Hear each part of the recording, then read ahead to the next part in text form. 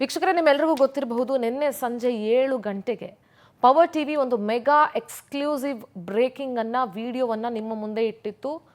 ಮಾಜಿ ಸಂಸದ ಪ್ರಜ್ವಲ್ ರೇವಣ್ಣನಿಗೆ ಸಂಬಂಧಪಟ್ಟಂತೆ ಈಗ ಅವನು ಜೈಲು ಹಕ್ಕಿ ಆಗಿದ್ದಾನೆ, ಸಜಾ ಕೈದಿ ಕೂಡ ಹೌದು. ನಮಗೆ ನಿಮಗೆ ಕಾನೂನು ಗೊತ್ತಿರೋ ಹಾಗೆ ಕಾನೂನು ಈ ದೇಶದಲ್ಲಿ ಎಲ್ರಿಗೂ ಒಂದೇ. ಅದು ಎಂಥ ದುಡ್ಡಿರೋರ ಮನೆಯವ್ರಿಗಾಗಲಿ ದುಡ್ಡಿಲ್ದಿರೋರ ಮನೆಗಾಗಲಿ ಅಟ್ಲೀಸ್ಟ್ ನಮ್ಮ ಮಕ್ಕಳಿಗೆ ನಾವು ಅದನ್ನು ಹೇಳ್ಕೊಡ್ತಾ ಇದ್ದೀವಿ, ಈ ದೇಶದಲ್ಲಿ ಕಾನೂನು ಎಲ್ರಿಗೂ ಒಂದೇ ಅಂತ ಹೇಳಿ. ಇನ್ನು ಜೈಲು ಅಂತ ಬಂದಾಗ ಯಾರು ಅಪರಾಧ ಕೃತ್ಯಗಳನ್ನ ಎಸಗಿರ್ತಾರೋ ಅಥವಾ ಆರೋಪಿಗಳಾಗಿರ್ತಾರೋ ಅವರನ್ನು ಅಲ್ಲಿ ಬಂಧಿಸಿಡಲಾಗುತ್ತೆ. ಆ ಜೈಲಿಗೆ ಕಳ್ಸೋದು ಏನಕ್ಕೆ ಅಂದರೆ ಪರಿವರ್ತನೆಯಾಗಿ ಮಾಡಿರೋ ತಪ್ಪಿನ ಅರಿವಾಗಿ ಅದರಿಂದ ಹೊರಗೆ ಬಂದು ಒಂದು ಒಳ್ಳೆ ಬದುಕನ್ನು ಕಟ್ಕೊಳ್ಳಿ ಅಂತ ಹೇಳಿ. ನಿಮ್ಮೆಲ್ರಿಗೂ ಗೊತ್ತು ಪ್ರಜ್ವಲ್ ರೇವಣ್ಣ ಕೇಸಲ್ಲಿ ಏನೇನಾಗಿತ್ತು ಅಂತ ಹೇಳಿ. ಆತ ಎಂಥ ಕಾಮ ಪಿಚಾಚಿ ಅಂತ ಗೊತ್ತು, ಅವನು ಎಂಥ ಹೀನ ಕೃತ್ಯವನ್ನ ಎಸಗಿದ್ದ ಅಂತಲೂ ಗೊತ್ತು, ಮತ್ತು ಕನ್ವಿಕ್ಷನ್ ಕೂಡ ಆಗಿತ್ತು. ಏನು ಶಿಕ್ಷೆ ಆಗಿತ್ತು ಅನ್ನೋದನ್ನು ನೀವೆಲ್ಲ ನೋಡಿದ್ದೀರಿ, ಕೇಳಿದ್ದೀರಿ. ಹೈಕೋರ್ಟ್ ಆಗಲಿ ಸುಪ್ರೀಂ ಕೋರ್ಟ್ ಆಗಲಿ ಆತನ ಅರ್ಜಿಯನ್ನು ಯಾವುದೇ ರೀತಿಯಾಗಲೂ ಮಾನ್ಯ ಮಾಡಲಿಲ್ಲ. So is a convicted. ಆತನ ಸಜಾ ಕೈದಿ ಆದವರು ನಾವು ಸಿನಿಮಾಗಳಲ್ಲಿ ಅಥವಾ ಸಹಜವಾಗಿ ನೋಡೋ ಹಾಗೆ ಬಿಳಿ ಬಟ್ಟೆ, ಒಂದು ಬಿಳಿ ಚಡ್ಡಿ ಹಾಕೊಂಡಿರ್ತಾರೆ, ಅದಕ್ಕೊಂದು ಖೈದಿ ನಂಬರ್ ಅಂತ ಕೊಡ್ತಾರೆ. ಆದರೆ ಪ್ರಜ್ವಲ್ ರೇವಣ್ಣ ಸಜಾ ಕೈದಿಯಾಗಿ ಕನ್ವಿಕ್ಷನ್ ಆದರೂ ಕೂಡ ಆತ ಬಿಳಿ ಬಟ್ಟೆನೂ ಬಿಳಿ ಬಟ್ಟೆನಕ್ಕಿಂತ ಜೈಲಿನ ಯೂನಿಫಾರ್ಮನ್ನು ಕೂಡ ಧರಿಸಿಲ್ಲ. ಆ್ಯಂಡ್ ಆತನ ಸೆಲ್ಲಲ್ಲಿ ಪೆನ್ ಡ್ರೈವ್ ಸಿಕ್ಕಿದೆ, ಮೊಬೈಲ್, ಆಂಡ್ರಾಯ್ಡ್ ಫೋನು, ಚಾರ್ಜರ್ ಎಲ್ಲ ಸಿಕ್ಕಿದೆ ಅಂತಂದರೆ ಜೈಲಿನ ವ್ಯವಸ್ಥೆ ಹೇಗಿರ್ಬೋದು? ಅಧಿಕಾರಿಗಳ ಅವನ ಹತ್ರ ಲಂಚದ ಆಸೆಗೆ ಎಂಜಿಲ್ ಕಾಸನ್ನು ಇಸ್ಕೊಂಡು ಎಷ್ಟು ಕೆಟ್ಟ ಕೊಳಕವಾಗಿ ನಡ್ಕೊಂಡಿರ್ಬೋದು. ಆತನ ದುರಭ್ಯಾಸಗಳು, ಚಟಗಳು ಇನ್ನೂ ಎಷ್ಟು ಮುಂದುವರಿತಾ ಇರ್ಬೋದು. ಫ್ಯಾನ್ ಇದೆ, ಕರ್ಟನ್ ಇದೆ, ಎಲ್ಲವೂ ಇದೆ ಆತನ ರೂಮಲ್ಲಿ, ಟಿವಿ ಇದೆ. ಸೊ ಆತ ಯಾವ ಕೆಲಸನೂ ಮಾಡ್ತಾ ಇಲ್ಲ. ಸಜಾ ಕೈದಿಗಳಲ್ಲಿ ಕೆಲಸ ಮಾಡಬೇಕು, ಟಾಯ್ಲೆಟ್ ತೊಳಸ್ತಾರ್ರಿ ಸಾಮಾನ್ಯ ಕೈದಿಗಳ ಕೈಯಲ್ಲಿ. ಆದರೆ ಈತನ ಕೈಯಲ್ಲಿ ಯಾವ ಕೆಲಸನೂ ಮಾಡಿಸ್ತಿಲ್ಲ. ಯಾಕೆ? ಮಾಜಿ ಪ್ರಧಾನಿಗಳ ಮೊಮ್ಮಗ ಅನ್ನೋ ಒಂದು ಕಾರಣಕ್ಕ. ದೇವೇಗೌಡರ ಮೇಲೆ ಬಹಳ ಗೌರವ ಇದೆ, ಆದರೆ ಆ ಕುಟುಂಬದವರು ಅಂದ ತಕ್ಷಣ ನೀವು ಕಾನೂನನ್ನೇ ಬಿಟ್ಬಿಟ್ಟು ಏನು ಬೇಕಾದ್ರೂ ಮಾಡ್ತೀರಾ? ಅದೇ ಥರ ಫೆಸಿಲಿಟಿ ನೀವು ದರ್ಶನ್ ಮತ್ತು ಬೇರೆ ಇರೋರಿಗೆಲ್ಲನೂ ಕೊಟ್ಟಿದ್ದೀರಾ. ಸಾಮಾನ್ಯ ಕೈದಿಗಳಿಗೂ ಇದೇ ಥರ ಫೆಸಿಲಿಟಿ ಕೊಟ್ಟಿದ್ದೀರಾ. What special with Prajwal Revanna? ನಂಗೆ ಅರ್ಥ ಆಗ್ತಾ ಇಲ್ಲ. ಅಲೋಕ್ ಕುಮಾರ್ ಅಂತ ಸ್ಟ್ರಿಕ್ಟ್ ಆಫೀಸರ್ ಅದನ್ನ ಇನ್ಚಾರ್ಜ್ ಇದ್ರೂ ಕೂಡ ಜೈಲಿನ ಒಳಗಡೆ ಇಷ್ಟೊಂದೆಲ್ಲ ಫೆಸಿಲಿಟಿ ಸಿಗ್ತಾ ಇದೆ, ಮೊಬೈಲ್ ಫೋನ್ಗಳು ಸಿಗ್ತಾ ಇದೆ ಅಂತಂದ್ರೆ ಜೈಲಿನ ಸಿಬ್ಬಂದಿ ಹೊಟ್ಟೆಗೆ ಅನ್ನ ತಿಂತಾ ಇದ್ದಾರೋ ಏನು ತಿಂತಾ ಇದ್ದಾರೋ ಅಂತಾನೆ ಪ್ರಶ್ನೆ ಮಾಡಬೇಕಾಗುತ್ತೆ. ಐ ಆಮ್ ಸೋ ಸಾರಿ, ಬಹಳ ಕಟುವಾಗಿ ಪ್ರಶ್ನೆ ಮಾಡ್ತಾ ಇದ್ದೀನಿ. ಇದ್ರ ಬಗ್ಗೆ ಒಂದಷ್ಟು ಅಪ್ಡೇಟ್ಸ್ ಇದೆ, ಚರ್ಚೆ ಮಾಡ್ತಾ ಹೋಗೋಣ. ನಿವೃತ್ತ ಪೊಲೀಸ್ ಅಧಿಕಾರಿಗಳು ಏನೇನು ಹೇಳ್ತಾರೆ, ಜೈಲು ಒಳಗಿನ ಕರಪ್ಷನ್ ಒಂಥರ ನೆವರ್ ಎಂಡಿಂಗ್ ಅನ್ನೋ ಥರ ಆಗೋಗಿದೆ. ಇದೆಲ್ಲದ್ರ ಬಗ್ಗೆ ಚರ್ಚೆ ಮಾಡ್ತಾ ಹೋಗೋಣ. Let's go for breaking updates.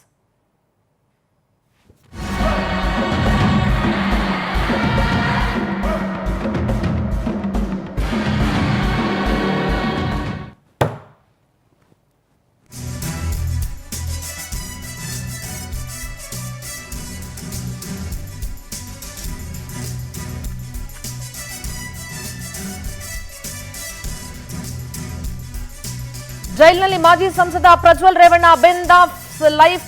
Central ಜೈಲ್ನ ಒಳಗಿನ ನಿಗೂಢ ಲೋಕವನ್ನ ಪವರ್ ಟಿವಿ ಅನಾವರಣ ಮಾಡ್ತಾ ಇದೆ. ಪವರ್ ಟಿವಿ ಮೊದಲು ಬ್ರೇಕ್ ಮಾಡಿದ ಬಿಗ್ ಎಕ್ಸ್ಕ್ಲೂಸಿವ್ ಸ್ಟೋರಿ ಇದು. ಪವರ್ ಟಿವಿ ಬ್ರೇಕ್ ಮಾಡಿದ ಸ್ಫೋಟಕ ಸುದ್ದಿಯದ್ದೇ ಎಲ್ಲ ಕಡೆ ಸಂಚಲನ. ಸೆಂಟ್ರಲ್ ಜೈಲ್ನ ಒಳಗಡೆ ಯಾವ ರೀತಿ ನಿಗೂಢವಾದಂತಹ ಲೋಕ ಇದೆ, ಇದು ಪೊಲೀಸ್ ಇಲಾಖೆಗೂ ಶಾಕ್ ನೀಡಿದಂತಹ ವಿಸ್ಫೋಟಕ ಸುದ್ದಿ. ಜೈಲಿನಲ್ಲಿ ಮಾಜಿ ಸಂಸದ ಪ್ರಜ್ವಲ್ ರೇವಣ್ಣ ಬಿಂದಾಸ್ ಆಗಿ ಲೈಫ್ ಲೀಡ್ ಮಾಡ್ತಾ ಇದ್ದಾನೆ. ಅವನಿಗೆ ಒಳಗಡೆ ಇಂಥ ಕೃತ್ಯವನ್ನ ಎಸಗಿ ಬಂದಿದ್ದೀನಿ ಅನ್ನೋ ಕಿಂಚಿತ್ತೂ ಗಿಲ್ಟಿ ಫೀಲ್ ಇಲ್ಲ. ಪವರ್ ಟಿವಿ ಬ್ರೇಕ್ ಮಾಡಿದಂತ ಸ್ಫೋಟಕ ಸುದ್ದಿಯದ್ದೇ ಸಂಚಲನ.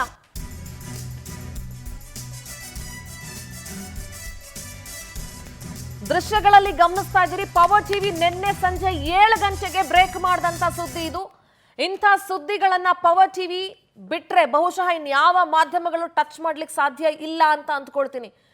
ಇಂಥ ಸುದ್ದಿಗಳನ್ನ ಹೆಕ್ಕಿ ರಾಜ್ಯದ ಜನರ ಮುಂದೆ ಇಟ್ಟು ಜೈಲಿನ ಒಳಗಡೆ ನಡೀತಾ ಇರೋ ಅನಾಚಾರ, ಅಲ್ಲಿನ ಭ್ರಷ್ಟಾಚಾರವನ್ನ ಪವರ್ ಟಿವಿ ಅನಾವರಣ ಮಾಡ್ತಾ ಇದೆ. ಫ್ಯಾನ್ ಇದೆ, ಆತ ಫೋನಲ್ಲಿ ಮಾತಾಡ್ಕೊಳ್ತಾನೆ, ಕೇಳಿಸ್ಕೊಳ್ಳಿ ನೀವು. ಪರಪ್ಪನ ಅಗ್ರಹಾರದಲ್ಲಿ the best life he is leading, all kind of facilities he is having. ಜೈಲು ಅನ್ನೋದು ಬಿಟ್ರೆ ಬೇರೆ ಎಲ್ಲ ಫೆಸಿಲಿಟಿ ಇದೆ. ಎಲ್ರಿ ಜೈಲಿ ಒಳಗಿನ ಯೂನಿಫಾರ್ಮ್ ಎಲ್ರಿ ಹಾಕೊಂಡಿದ್ದಾನ ಅವನು? ಇವನೇನು ಸ್ಪೆಷಲ್ಲ? ಕಾನೂನು ಅಡಿಯಲ್ಲಿ ದೇವೇಗೌಡರ ಮೊಮ್ಮಗನಿಗೆ ಎಕ್ಸಂಪ್ಷನ್ ಅಂತ ಏನಾದರೂ ಸ್ಪೆಷಲ್ ಕ್ಲಾಸ್ ಏನಾದರೂ ಇದೆಯಾ? ಈ ದೇಶದ ಅತಿ ದೊಡ್ಡ ಅತಿ ಪ್ರತಿಷ್ಠಿತ ಕುಟುಂಬದ ಕುಡಿಗಳು ಯಾರಾದರೂ ತಪ್ಪು ಮಾಡಿ ಜೈಲು ಒಳಗಡೆ ಹೋದ್ರೆ ಅವ್ರಿಗೆ ಎಕ್ಸಂಪ್ಷನ್ ಅಂತ ಏನಾದರೂ ಕ್ಲಾಸ್ ಇದೆಯಾ? ಏನೋ ನನಗೆ ಅರ್ಥ ಆಗ್ತಾ ಇಲ್ಲ ನನಗೆ. ಪರಪ್ಪನ ಅಗ್ರಹಾರದ ಸೆಂಟ್ರಲ್ ಜೈಲ್ನಲ್ಲಿ ಪ್ರಜ್ವಲ್ ಬಿಂದಾಸ್ ಲೈಫ್ ನಡೆಸ್ತಾ ಇದ್ದಾನೆ. ಆರಾಮಾಗಿ ಯಾವ ಚಿಂತೆನೂ ಇಲ್ಲದೆ ದಿನ ಕಳೀತಾ ಇದ್ದಾನೆ ಪ್ರಜ್ವಲ್. ಇಷ್ಟೆಲ್ಲ ಫೆಸಿಲಿಟಿ ಸಿಕ್ಕಿದ್ರೆ ಯಾವ ಚಿಂತೆ ಬರುತ್ತ್ರಿ? ಬೇಕಾದಾಗ ಮನೆಯವ್ರ ಜೊತೆ ಮಾತಾಡ್ಕೊಳ್ಬಹುದು. ಫೋನ್ ಬೇಕಾಗಿರೋದೇ ಮನೆಯವ್ರ ಜೊತೆ ಬೇಕಾದವ್ರ ಜೊತೆ ಮಾತಾಡೋದಕ್ಕಲ್ವಾ? ಜೈಲು ಸಿಬ್ಬಂದಿಯಿಂದಲೇ ಪ್ರಜ್ವಲ್ ರೇವಣ್ಣನಿಗೆ ಸಕಲ ಸೌಲಭ್ಯಗಳು. ಸಜಾ ಖೈದಿಯ ಡ್ರೆಸ್ ಹಾಕದೆ ಟೀ ಶರ್ಟ್ ಹಾಕೊಂಡಿದ್ದಾನೆ. ನಿಯಮದಂತೆ ಬಿಳಿ ಬಟ್ಟೆ ಹಾಕದೆ ಗೌಡ್ರು ಮೊಮ್ಮಗ ಮೊಂಡಾಟ ಮಾಡ್ತಾ ಇದ್ದಾನೆ. ಯಾವ ಪಶ್ಚಾತ್ತಾಪನೂ ಇಲ್ಲದೆ ದಿನ ಕಳೀತಾ ಇದ್ದಾನೆ ಮಾಜಿ ಸಂಸದ. ಅಂಡ್ ಅವನಿಗೆ ಸರ್ಕಾರದ ದುಡ್ಡು ಎಣಿಸ್ಕೊಂಡು ಸರ್ಕಾರದ ಸಂಬಳ ತಗೊಂಡು ಕಾನೂನಿನ ವ್ಯಾಪ್ತಿಯಲ್ಲಿ ಕೆಲಸ ಮಾಡ್ತೀವಿ ಅಂತ ಹೇಳಿ ಅವನಿಗೆ ಸಪೋರ್ಟ್ ಮಾಡ್ತಾ ಇರೋ ಜೈಲಿನ ಸಿಬ್ಬಂದಿ ಇದ್ದಾರಲ್ಲ, you people should feel shame on yourself. ನಾಚಿಕೆ ಆಗ್ಬೇಕು ನಿಮಗೆ. ಸಜಾ ಖೈದಿ ಡ್ರೆಸ್ ಇಲ್ಲ, ಏನಿಲ್ಲ. ಹಾಗಾದ್ರೆ ಪ್ರಜ್ವಲ್ ರೇವಣ್ಣನ್ಗಿಂತ ಅವನನ್ನು ಬಗ್ಸಕ್ಕಾಗ್ತಾ ಇಲ್ವಾ ನಿಮ್ ಕೈಯಲ್ಲಿ ಯಾರಿಗೂ? ಅವನಿಗೊಂದು ಜೈಲಿನ ಯೂನಿಫಾರ್ಮ್ ಹಾಕ್ಸಕ್ಕಾಗ್ತಾ ಇಲ್ವಾ ಜೈಲಿನ ಸಿಬ್ಬಂದಿಗೆ? ಅಲೋಕ್ ಕುಮಾರ್ ಅವರೇ, ನೀವು ಆನ್ಸರ್ ಮಾಡ್ಬೇಕು ಇದಕ್ಕೆಲ್ಲ. ಯಾರನ್ನೋ ಸಸ್ಪೆಂಡ್ ಮಾಡ್ಬಿಟ್ರೆ ಸಾಕಾಗಲ್ಲ. ಸುಧಾರಣೆ ಯಾವಾಗ ಹೇಳಿ? ಸಸ್ಪೆಂಡ್ ಮಾಡೋ ಸೊಲ್ಯೂಷನ್ ಅಲ್ಲ ಅಂತ ನಿಮ್ಗೂ ಗೊತ್ತು, ನಮಗೂ ಗೊತ್ತು. ಸುಧಾರಣೆ ಯಾವಾಗ? ಸೆಂಟ್ರಲ್ ಜೈಲಲ್ಲಿ ಪ್ರಜ್ವಲ್ ಮೊಬೈಲ್ ಬಳಸೋ ವಿಡಿಯೋ ಪವರ್ ಟಿವಿಗೆ ಲಭ್ಯ ಆಗಿದೆ. ಬಿಂದಾಸಾಗಿ ಫೋನಲ್ಲಿ ಮಾತಾಡ್ಕೊಂಡು ಇಂಗ್ಲಿಷ್ ಬೇರೆ ಮಾತಾಡ್ತಾನೆ. ಯೋಗ್ಯತೆಗಿಷ್ಟು. ಪವರ್ ಟಿವಿಗೆ ಪ್ರಜ್ವಲ್ ಮೊಬೈಲ್ನಲ್ಲಿ ಮಾತನಾಡುವಂತಹ ದೃಶ್ಯಗಳು ಲಭಿಸಿದೆ. ಜೈಲು ನಿಯಮವನ್ನ ಉಲ್ಲಂಘಿಸಿ ಆರಾಮಾಗಿ ಮೊಬೈಲ್ ಫೋನ್ ಯೂಸ್ ಮಾಡ್ತಾ ಇದ್ದಾನೆ. ತಮ್ಮ ಮನೆಯವರೊಂದಿಗೆ ಪ್ರಜ್ವಲ್ ರೇವಣ್ಣ ಬೇಕಾದಾಗ ಬಿಂದಾಸಾಗಿ ಮಾತಾಡ್ತಾ ಇದ್ದಾನೆ. ಸೆಲ್ನಲ್ಲಿ ಪ್ರಜ್ವಲ್ಗೆ ಫ್ಯಾನ್ ವ್ಯವಸ್ಥೆಯನ್ನ ಜೈಲು ಸಿಬ್ಬಂದಿ ಕಲ್ಪಿಸಿದ್ದಾರೆ. ಎಷ್ಟು ದುಡ್ಡು ತಗೊಂಡ್ರಿ ಜೈಲಲ್ಲಿ ನೀವು ಅವ್ರ ಮನೆಯವ್ರ ಹತ್ರ ಅಥವಾ ಅವನ ಹತ್ರ? ಆರಾಮಾಗಿ ಡಾರ್ಕ್ ಬ್ಲೂ ಟೀ ಶರ್ಟ್ ಹಾಕೊಂಡು ಬಿಂದಾಸಾಗಿ ಮೊಬೈಲ್ ಫೋನಲ್ಲಿ ಮಾತಾಡ್ಕೊಂಡು ಎಸ್ ಕಮ್ ಔಟ್ ಅಂತ ಇಂಗ್ಲಿಷಲ್ಲಿ ಮಾತಾಡ್ಕೊಂಡು ಫ್ಯಾನಲ್ಲಿ ಅಲ್ಲೊಂದು ಬೆಡ್ ಇದೆ, ಫ್ಯಾನ್ ಇದೆ. ಪಶ್ಚಾತ್ತಾಪ ಎಲ್ಲಿಂದ ಕಾಡುತ್ರಿ ಅವನಿಗೆ? ಅವ್ರ ಮನೆಯವ್ರನ್ನ ಯಾವಾಗಲೇ ಆಗಲಿ ನಮ್ಮವ್ರನ್ನ ಮಿಸ್ ಮಾಡ್ಕೊಂಡಾಗ್ಲೇ ಅಲ್ವಾ ನಮ್ಗೆ ಅದ್ರ ಪಶ್ಚಾತ್ತಾಪ ಕಾಡೋದು. ಅವ್ನ ಮನೆಯವ್ರನ್ನ ಮಿಸ್ ಮಾಡ್ಕೊಳಕ್ಕೆ ಬಿಟ್ಟಿಲ್ಲ. ಬಿಕಾಸ್ ಬೇಕಾದಾಗ ಅವ್ರ ಅಪ್ಪನ ಜೊತೆ ಮಾತಾಡ್ಬೋದು, ಅವ್ರ ಅಮ್ಮನ ಜೊತೆ ಮಾತಾಡ್ಬೋದು, ಅವ್ನ ಫ್ರೆಂಡ್ಸ್ ಜೊತೆ ಮಾತಾಡ್ಬೋದು, ಯಾರ ಜೊತೆ ಬೇಕಾದ್ರೂ ಮಾತಾಡ್ಕೊಂಡಿರ್ತಾನೆ. ಜೈಲಿನ ಸಿಬ್ಬಂದಿ ನಿಮಗೆ ನಾಚಿಕೆ ಆಗಲ್ವಾ? ಇಲ್ಲಿ ಪ್ರಜ್ವಲ್ ರೇವಣ್ಣನ್ ತಪ್ಪು ಅನ್ನೋದಕ್ಕಿಂತ ಹೆಚ್ಚಾಗಿ ಅವನ ಕೈಲಿ ಮೊಬೈಲ್ ಕೊಟ್ರಲ್ಲ. ನೀವು ಮನುಷ್ಯರ, ನೀವು ಹೊಟ್ಟೆಗೆ ಅನ್ನ ತಿನ್ನಲ್ವಾ ಅಂತ ಅರ್ಥ ಆಗಲ್ಲ. ನಿಮ್ಮನ್ನ ಕೋರ್ಟು ಸರಿಯಾಗಿ ತರಾಟೆಗೆ ತಗೊಳ್ಬೇಕು. Don't you people feel shame at least? ಸರ್ಕಾರದ ಸಂಬಳ ಎಣಿಸ್ಕೊಂಡು ಇಂಥ ಹೀನ ಕೆಲಸ ಮಾಡಕ್ಕೆ. ಅಂಡ್ ಇನ್ನೊಂದೇನ್ ಗೊತ್ತಾ, ಇವನ ಚಟ ಜೈಲಲ್ಲಿದ್ರು ಅಶ್ಲೀಲ ಚಿತ್ರಗಳನ್ನು ನೋಡ್ತಾ ಇದ್ದಾನಂತ. ಅದೇ ಹುಟ್ಟು ಬುದ್ಧಿ ಸುಟ್ರು ಹೋಗಲ್ಲ ಅಂತಾರಲ್ಲ ಹಂಗೆ. ಜೈಲ್ ಸೇರಿ 2 ವರ್ಷ ಆದ್ರೂ ಹಾಸನದ ಮಾಜಿ ಸಂಸದ ಬುದ್ಧಿ ಕಲಿತಾ ಇಲ್ಲ. ಮಾಜಿ ಸಂಸದನ ಹಾಸಿಗೆ ಕೆಳಗೆ ನಟಿಯರ ಅರೆಬೆತ್ತಲೆ ಫೋಟೋಗಳು ಸಿಕ್ಕಿದೆ. ಹೆಂಗ್ರಿ ಬಂತು ಅಲ್ಲಿ? ಮೊಬೈಲ್ ಅಲ್ಲಿ OTT ಡೌನ್ಲೋಡ್ ಮಾಡಿರೋದು ಕನ್ಫರ್ಮ್ ಆಗಿದೆ. ಮೊಬೈಲ್ ಹಾಗೂ ಪೆನ್ ಡ್ರೈವ್ ಅನ್ನ ಪ್ರಜ್ವಲ್ ರೇವಣ್ಣ ಇಟ್ಕೊಂಡಿದ್ದ. ಅಸಹ್ಯ ಅನ್ಸುತ್ತೆ, ಹೇಸ್ಗೆ ಅಂತ ಅನ್ಸುತ್ತೆ. ಇವನು ಮನುಷ್ಯನ ಏನು ಅಂತ ಅನ್ಸುತ್ತೆ. ಪೆನ್ ಡ್ರೈವ್ ನಲ್ಲಿ 70ಕ್ಕೂ ಹೆಚ್ಚು ಅಶ್ಲೀಲ ವಿಡಿಯೋಗಳಿದ್ದ ಮಾಹಿತಿ ಇದೆ. ಸೆಲ್ನಲ್ಲಿ ನಟಿಯರು, ಮಾಡೆಲ್ಗಳ ಅರೆಗ್ನ ಫೋಟೋಗಳು ಪತ್ತೆಯಾಗಿದೆ. ಅದನ್ನೇನು ಸೆಲ್ ಅಂತ ಅನ್ಕೊಂಡಿದ್ದಾನೋ ಅಥವಾ ಯಾವುದೋ ಹೋಟೆಲ್ನೋ ಇಲ್ಲ ರೆಸಾರ್ಟ್ ರೂಮ್ ಅಂತ ಅನ್ಕೊಂಡಿದ್ದಾನೋ ನನಗೆ ಗೊತ್ತಿಲ್ಲ. ಅತ್ಯಾಚಾರ ಕೇಸ್ನಲ್ಲಿ ಜೈಲಿಗೆ ಹೋಗಿ 2 ವರ್ಷ ಆದ್ರೂ ಬದಲಾಗಿಲ್ಲ ಅಂದ್ರೆ ಅವನು ಈ ಜನ್ಮದಲ್ಲಿ ಬದಲಾಗಲ್ಲ ಅಂತ. ಮೊಬೈಲ್ ಪೆನ್ ಡ್ರೈವ್ ಬಳಸ್ಕೊಂಡು ಅಶ್ಲೀಲ ಚಿತ್ರಗಳನ್ನು ನೋಡ್ತಾ ಇದ್ದ. ಅಂಡ್ ಪೆನ್ ಡ್ರೈವ್ ಯಾರು ತಂದು ಕೊಟ್ರು ಅವನಿಗೆ? ಮೊಬೈಲ್ ಹೆಂಗ್ ಸಿಕ್ತು, ಚಾರ್ಜರ್ ಹೆಂಗ್ ಸಿಕ್ತು? ಜೈಲಿನ ಪ್ರತಿಯೊಬ್ಬ ಸಿಬ್ಬಂದಿ ಇದಕ್ಕೆ ಆನ್ಸರ್ ಮಾಡಬೇಕು. ಜೈಲಿನ ಅಧಿಕಾರಿಗಳ ಆನ್ಸರ್ ಮಾಡಬೇಕು. ಗೃಹ ಇಲಾಖೆ ಆನ್ಸರ್ ಮಾಡಬೇಕು. Such a shameful thing. ಅಲ್ಲಿ ಹೋದ್ರು ಅಶ್ಲೀಲ ಚಿತ್ರಗಳು ನೋಡ್ಕೊಂಡಿರ್ತಾನೆ ಅಂದ್ರೆ ಅವ್ನ್ ಚಟ. ಅದು ಹುಟ್ಗುಣ ಸುಟ್ರು ಹೋಗಲ್ಲ. ವಯಸ್ಸಲ್ದದ್ ವಯಸ್ಸಲ್ಲಿ ಏನೇನೋ ಆದ್ರೆ ಹಿಂಗೆ ಆಗೋದು. ಎಂಥ ಬದುಕು ಬಾಳ್ಬೋದಿತ್ರಿ ಅವನು. ಮಾಜಿ ಪ್ರಧಾನಿಗಳ ಮೊಮ್ಮಗ. ಎಂಥ ಕುಟುಂಬದಲ್ಲಿ ಹುಟ್ಟಿ ಇಂಥ ಕೆಟ್ಟ ಕೊಳಕು ಮನಸ್ಥಿತಿ ಇರೋನ್ ಆಗ್ಬಿಟ್ನಲ್ಲ ಇವನು.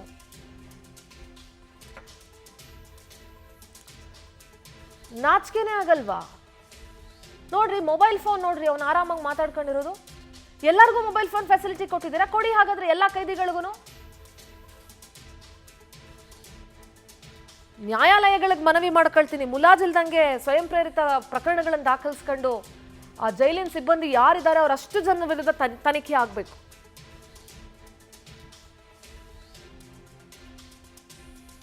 ಎಂಥ ಮೆಸೇಜ್ಗಳು ಕನ್ವೆ ಮಾಡ್ತಾ ಇದೀರಿ ಗೊತ್ತಿಲ್ಲ. ಸೆಂಟ್ರಲ್ ಜೈಲ್ನಲ್ಲಿ Prajwal Revanna hi fi life ನಡೆಸ್ತಾ ಇದ್ದಾನೆ. ಜೈಲಲ್ಲಿ ಫೋನ್ ಬಳಕೆ, ಫೋನ್ ನಂಬರ್ ಸೀಕ್ರೆಟ್. ಒಂದು ಫೋನು, ಆ ಒಂದು ಡೈರಿ ಬೇರೆ ಇದೆ ಅಲ್ಲಿ. ಅದು ಏನಿದೆ ಗೊತ್ತಾ ಅದರಲ್ಲಿ? ಆ ಡೈರಿಲಿ ಅಪ್ಪ ಅಮ್ಮ ಸೇರಿ 30ಕ್ಕೂ ಹೆಚ್ಚು ಮೊಬೈಲ್ ನಂಬರ್ಗಳು ಪತ್ತೆಯಾಗಿದೆ. ಅಪ್ಪನ ಹೆಸರು ಶಿವಪ್ಪ, ಅಮ್ಮನ ಹೆಸರು ಪಾರ್ವತಿ ಅಂತ ಸೇವ್ ಮಾಡ್ಕೊಂಡಿದ್ದಾನೆ, ಯಾರಿಗೂ ಗೊತ್ತಾಗಬಾರ್ದು ಅಂತ. ಸಾಲದಕ್ಕೆ ಬೇರೆ ಬೇರೆ ಹೆಸರಲ್ಲಿ ನಂಬರ್ಗಳನ್ನು ಬರೆದಿಟ್ಟಿದ್ದಾನೆ ಈ ಕಿಲಾಡಿ. ಸಾಲದಕ್ಕೆ ತನ್ನ ಸ್ನೇಹಿತ ನಂಬರ್ ಕೂಡ ನೋಟ್ಬುಕ್ ಅಲ್ಲಿ ಉಲ್ಲೇಖ ಮಾಡಿದ್ದಾನೆ. ಯಾರೋ ಪುಣ್ಯಾತ್ಗಿತ್ತಿ ಗೊತ್ತಿಲ್ಲ. ಇಂಥವ್ರಿಗೂ ಫ್ರೆಂಡ್ಸ್ ಇರ್ತಾರೆ ಅಂದ್ರೆ ನನಗೆ ಏನು ಹೇಳ್ಬೇಕು ಗೊತ್ತಾಗಲ್ಲ. CCB ದಾಳಿ ಮಾಡಿದಂಥ ಸಂದರ್ಭದಲ್ಲಿ ಇಲ್ಲದಿರೋ ನಾಟಕಗಳೆಲ್ಲ ಶುರು ಮಾಡಿರ್ತಾನೆ. ಸದ್ಯ ಮೊಬೈಲನ್ನು CCB ಪೊಲೀಸರು ವಶಕ್ಕೆ ಪಡ್ಕೊಂಡಿದ್ದಾರೆ. ಕಪಾಳಕ್ಕಲ್ಲ ಹಾಕಬೇಕಾಯ್ತು ಒಂದು. ಎಲೆಕ್ಟ್ರಾನಿಕ್ ಸಿಟಿ ವಿಭಾಗದ ಪೊಲೀಸರು ತನಿಖೆ ನಡೆಸ್ತಾರೆ. ಇವ್ರು ಫುಲ್ ಡ್ರಾಮಾಗಳು ಶುರು ಮಾಡ್ತಾನೆ ಅಲ್ಲಿ, ಗೊತ್ತಲ್ಲ ಇವ್ರ ಫ್ಯಾಮಿಲಿ ಡ್ರಾಮಾಗಳು. ಸೇಮ್ ಬುದ್ಧಿ. ಇದ್ರ ಬಗ್ಗೆ ಸಾರ್ವಜನಿಕರು ಪ್ರತಿಕ್ರಿಯೆ ಕೊಟ್ಟಿದ್ದಾರೆ. ಇನ್ನೊಂದಷ್ಟು ತೂಚಿ ಅಂತ ಜೈಲೊಳಕ್ಕೆ ಇರೋ ಸಿಬ್ಬಂದಿಗೆ, ಇಂಥ ಕೆಲಸ ಮಾಡೋರಿಗೆ, ಗೃಹ ಇಲಾಖೆಗೆ ಎಲ್ರಿಗೂ ಸೇರಿ ಉಗಿಬೇಕು ಜನ.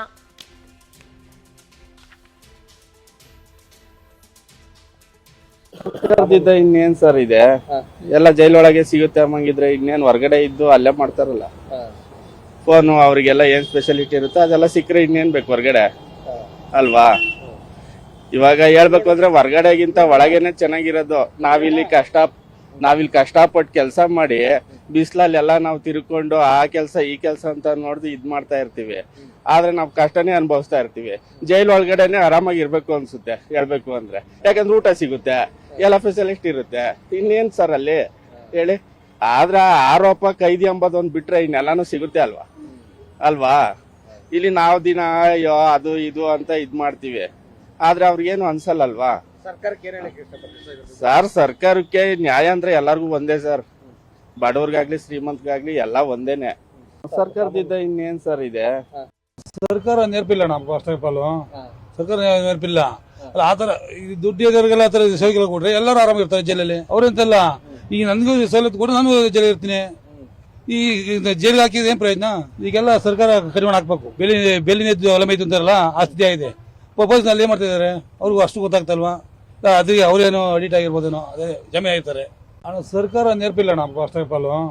ಸರ್ಕಾರ ನೆನಪಿಲ್ಲ ಅಲ್ಲ. ಆತರ ಅವ್ರಿಗೆ ನಿಜವಾಗ್ಲು ಯಾರಾದ್ರೂ ದಾರಿ ಹೋಗ್ತಿರ್ಬೇಕಾದ್ರೆ ಹಿಡಿದು ಹಂಗೆ ಹಿಂಗೆ ಅಂತ ಇದ್ ಮಾಡ್ತಾರಲ್ವಾ, ನಿಜವಾಗ್ಲೂ ಅವರು ನಿಯತ್ತದ ಕೆಲಸ ಮಾಡ್ತಾರೆ, ಪ್ರಾಮಾಣಿಕವಾಗಿ ಕೆಲಸ ಮಾಡ್ತಾರೆ ಅನ್ನೋದಾದ್ರೆ ರಾಜಕಾರಣಿಗಳು ಅಥವಾ ಅವರು ಇವರು ದೊಡ್ಡವರು ಅವರು ಇವರು ಅಂತ ನೋಡದೆ ಸರಿಯಾಗಿ ಎಲ್ಲರಿಗೂ ಸಮಾನವಾದ ಒಂದು ಶಿಕ್ಷೆ ಅಥವಾ ನ್ಯಾಯ ಕೊಡುವಂತ ಆಗ್ಬೇಕು.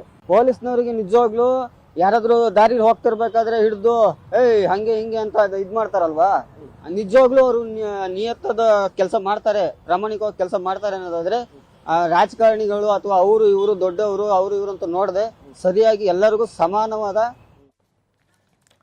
ಒಬ್ಬ ಪಿಕ್ ಪಾಕೆಟ್ ಮಾಡೋನ್ನ ಕರ್ಕೊಂಬಂದು ರಕ್ತ ಹೀರಿ ಅವನ್ನ ಜೈಲೊಳಗೆ ಕಳಿಸ್ತೀರಿ. ಅವನೇನೋ ತುತ್ತಿನ ಚೀಲಕ್ಕೋಸ್ಕರ. ಹಂಗಂತ ಪಿಕ್ ಪಾಕೆಟ್ ಮಾಡೋದು ಸರಿ ಅಂತ ನಾನು ಹೇಳ್ತಿಲ್ಲ.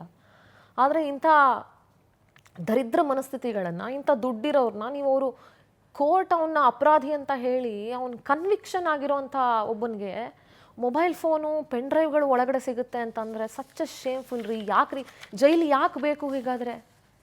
ಇಷ್ಟೊಂದು ಅನಾಚಾರನ? ಇದ್ರ ಬಗ್ಗೆ ಚರ್ಚೆ ಮಾಡೋಣ. ನಮ್ಮ ಜೊತೆಗೆ ಹಿರಿಯರು ನಿವೃತ್ತ ಪೊಲೀಸ್ ಅಧಿಕಾರಿಗಳು ಸಂಗ್ರಾಮ್ ಸಿಂಗ್ ಸರ್ ಇದ್ದಾರೆ. ಸರ್ ನಮಸ್ತೆ, ಕಾರ್ಯಕ್ರಮಕ್ಕೆ ಸ್ವಾಗತ. KRS ಪಕ್ಷದ ಮುಖ್ಯಸ್ಥರು ರವಿಕೃಷ್ಣ ರೆಡ್ಡಿ ಅವರಿದ್ದಾರೆ. ರವಿಕೃಷ್ಣ ಅವರೇ ನಮಸ್ತೆ, ಕಾರ್ಯಕ್ರಮಕ್ಕೆ ಸ್ವಾಗತ ನಿಮಗೆ.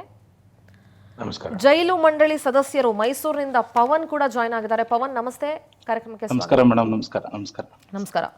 ನಾನು ಮೊದಲು ಸಂಗ್ರಾಮ್ ಸರ್ ಹತ್ರ ಮಾತಾಡ್ತೀನಿ. ಸರ್, ನಿಮ್ಮ ಒಂದು ಕ್ಯಾರಿಯರಲ್ಲಿ ನೀವು ಬಹಳಷ್ಟು ಪ್ರಕರಣಗಳನ್ನು ನೋಡಿರ್ತೀರಿ, ಬಹಳಷ್ಟು ಇಂಥ ಕಿಲಾಡಿಗಳನ್ನ ನೋಡಿರ್ತೀರಿ, ಚಾಲಾಕಿಗಳನ್ನ ನೋಡಿರ್ತೀರಿ. Especially what you want to say about this incident? ಜೈಲಲ್ಲಿ ಪ್ರತಿ ಸಲ ಹೀಗೆ ಆಗ್ತಾ ಇರೋದಕ್ಕೆ ಏನು ಹೇಳ್ತೀರಿ? ಇದರಲ್ಲಿ ಏನಂದರೆ, ನಮ್ಮ ಅಲೋಕ್ ಕುಮಾರ್ ಸಾಹೇಬ್ರು ಇದ್ದಾರೆ ಅಲ್ಲಿ. We have got great respect for mister Alok Kumar because we have served him. ಅಂಥ ಒಂದು ಆಫೀಸರ್ ಇರುವಾಗ ಈತ ಬಂದಿದ್ದ ಒಂದು ಏನು ಅದು ಜೈಲ್ ಕನ್ವಿಕ್ಷನ್ ಆಗಿದ ತಕ್ಷಣ ಅಲ್ಲಿ ಅವ್ರು he should wear white shirt as well as white half pant. ಅದರಲ್ಲಿ ಹಿಂದ್ಗಡೆ ಒಂದು ನಂಬರ್ 420 ಅಂತ ಹೇಳಿದ್ರೆ ಕೊಟ್ಬಿಡ್ತಾರೆ ಹಿಂದ್ಗಡೆ. ಹೌದು ಮೇಡಮ್, ಇದರಲ್ಲಿ ಯಾವುದೋ ನಂಬರ್ ಇಲ್ಲ ಏನಿಲ್ಲ, ಯಾವುದೋ ಒಂದು ಶರ್ಟು ನಿಕ್ಕರ್ ಹಾಕ್ಕೊಂಡಿದ್ದೆ ಜಾಗಿಂಗ್ ಮಾಡೋ ಒಂದು ಪರಿಸ್ಥಿತಿ ಬಂದ್ಬಿಟ್ಟಿದೆಯಲ್ಲ. ಅಂದ್ಬಿಟ್ಟು the man is convicted for rape, double repo single repo ಗೊತ್ತಿಲ್ಲ ಅದು.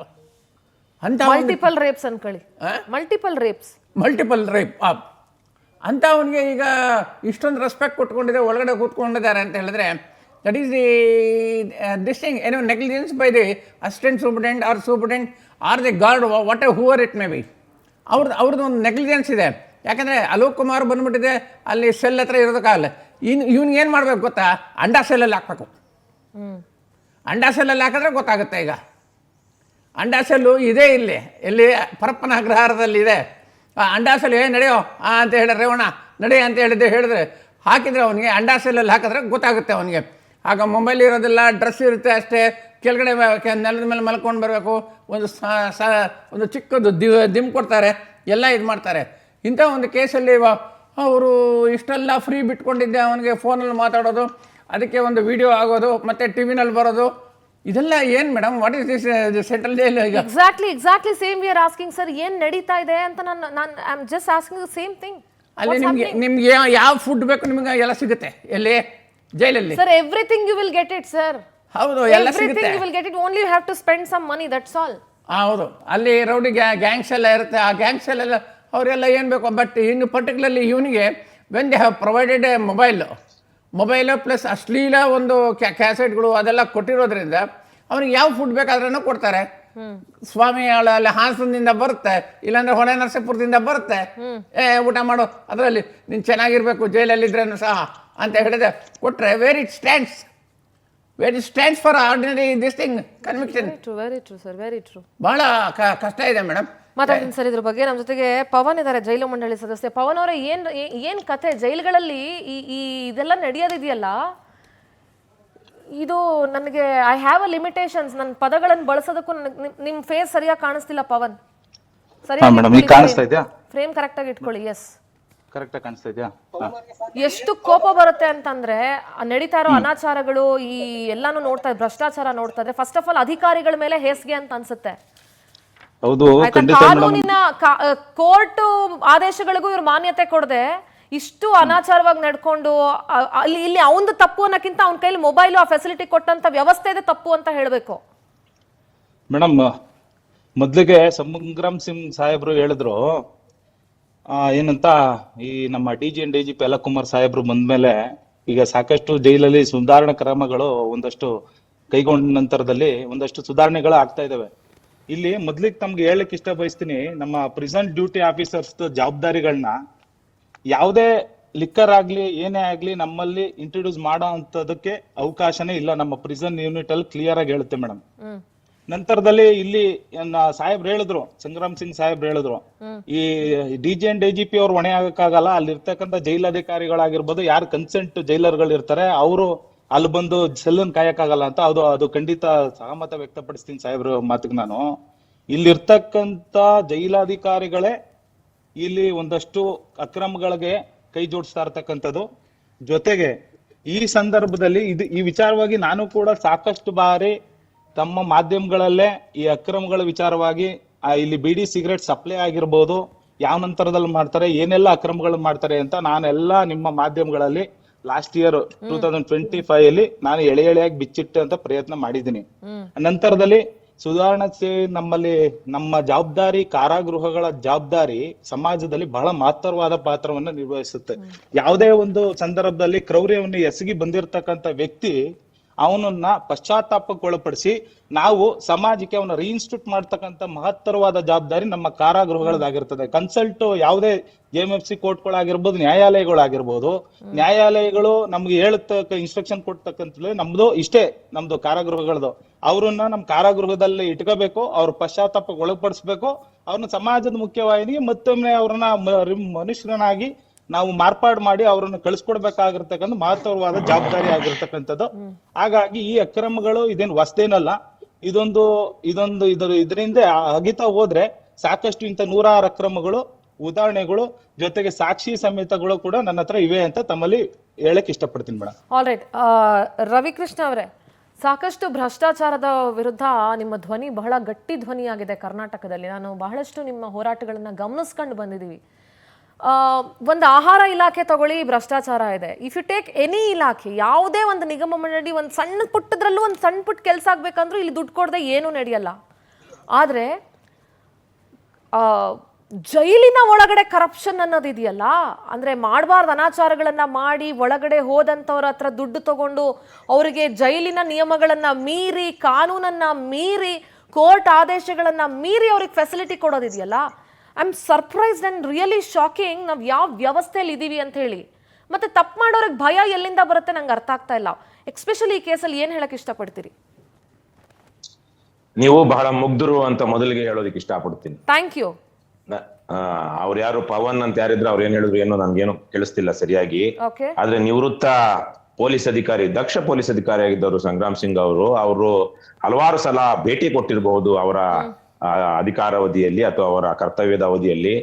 ಆದ್ರೆ ನಾನು ಒಬ್ಬ ಕೈದಿಯಾಗಿ ವಿಚಾರಣಾಧೀನ ಅಂದ್ರೆ ಅರೆಸ್ಟ್ ಆಗಿ ಬಂಧಿತನಾಗಿ ಒಂದು ದಿವಸ ಇದೇ ಪರಪ್ಪನಗರ ಜೈಲಿನಲ್ಲಿ ಇದ್ದು ಬಂದಿರುವ ನನ್ನ ಅನುಭವದ ಆಧಾರದ ಮೇಲೆ, 12 ವರ್ಷಗಳ ಅನುಭವದ ಆಧಾರದ ಮೇಲೆ ನನಗೆ ಇದ್ಯಾವುದು ಆಶ್ಚರ್ಯ ಹುಟ್ಟಿಸ್ತಾ ಇಲ್ಲ. ಮತ್ತೆ ಇದು ಹೊಸದೂ ಅಲ್ಲ. ಒಂದು ಕನಿಷ್ಠ ಅಂದ್ರೂ ಒಂದು 25-30 ವರ್ಷಗಳಿಂದ ಎಲ್ಲಿ ಯಾವಾಗ ಯಾವುದೇ ಸರ್ಕಾರಿ ಅಧಿಕಾರಿಯನ್ನಾಗ್ಲಿ ನಾವು ಹಣ ಕೊಟ್ಟು ಕೊಂಡ್ಕೊಳ್ಬಹುದು ಅನ್ನುವಂತ ಸ್ಥಿತಿ ಕರ್ನಾಟಕದಲ್ಲಿ ಒಂದು 20-25 ವರ್ಷಗಳಿಂದ ಸೃಷ್ಟಿ ಆಯ್ತು. ಆವತ್ತಿನಿಂದ ಇದು ನಿರಂತರವಾಗಿ ನಡೀತಾ ಬರ್ತಾ ಇದೆ. ಪ್ರಜ್ವಲ್ ರೇವಣ್ಣ ಅಷ್ಟೇ ಅಲ್ಲ, ಇನ್ನು ಅನೇಕ ಜನ ಅನೇಕ ಜೈಲುಗಳಲ್ಲಿ ಇದೇ ತರಹಕ್ಕೆ ಐಷಾರಾಮಿ ಬದುಕನ್ನ ಬದುಕ್ತಾ ಇದ್ದಾರೆ. ಅವ್ರಿಗೆ ಇನ್ನೊಂದು ಇವ್ರು ಹೇಳಿದ್ರು, ಸಂಗ್ರಾಮ್ ಸಿಂಗ್ ಅವರು, ಸಜಾ ಕೈದಿಗಳಿಗೆ ಬಿಳಿ ಬಟ್ಟೆ ಬಿಳಿ ಪೈಜಾಮ ಕೊಡ್ಲಾಗುತ್ತೆ ಅಂತ. ಅಷ್ಟೇ ಅಲ್ಲ, ಬಿಳಿ ಟೋಪಿಯನ್ನು, ನಾನು ಹಾಕಿರುವಂತ ಗಾಂಧಿ ಟೋಪಿಯನ್ನು ಕೊಡ್ಲಾಗುತ್ತೆ. 2014ರಲ್ಲಿ ಜೂನ್ ತಿಂಗಳಲ್ಲಿ ನಾನು ಮಂಡೂರು ಕಸದ ಹೋರಾಟದಲ್ಲಿ ಭಾಗವಹಿಸಿದ್ದಕ್ಕೆ ನನ್ನನ್ನ ಬಂಧಿಸಿ ಪರಪ್ಪನಗರ ಜೈಲಿಗೆ ಕಳಿಸಿದ್ರು. ನಾನು ಆಗ ಗಾಂಧಿ ಟೋಪಿಯನ್ನು ಹಾಕೊಂಡಿದ್ದಕ್ಕೆ ಯಾವ ಶಿಕ್ಷೆ ನಿಮ್ಗೆ, ಯಾವ ಶಿಕ್ಷೆ, ಯಾವ ಕಾರಣಕ್ಕೆ ಶಿಕ್ಷೆ ಆಗಿದೆ ನಿಮ್ಗೆ ಅಂತ ನನ್ನನ್ನ ಕೇಳ್ತಾ ಇದ್ರು ಅಲ್ಲಿಯ ಕೈದಿಗಳು, ಅಲ್ಲಿ ಇದ್ದಂತವ್ರು. ಹಾಗಾಗಿ ಅದೊಂದು ಯೂನಿಫಾರ್ಮ್ ಇರುತ್ತೆ. ವಿಚಾರಣಾಧೀನ ಕೈದಿಗಳಿಗೆ ಯಾವುದೇ ಯೂನಿಫಾರ್ಮ್ ಇರೋದಿಲ್ಲ. ಆದರೆ ಸಜೆ ಆದ್ಮೇಲೆ, ಕನ್ವಿಕ್ಷನ್ ಆದ್ಮೇಲೆ ನೀವು ಹೇಳಿದ ಹಾಗೆ ಅಲ್ಲಿ ಒಂದು ಯೂನಿಫಾರ್ಮ್ ಇರುತ್ತೆ, ಅದನ್ನ ಹಾಕಬೇಕು.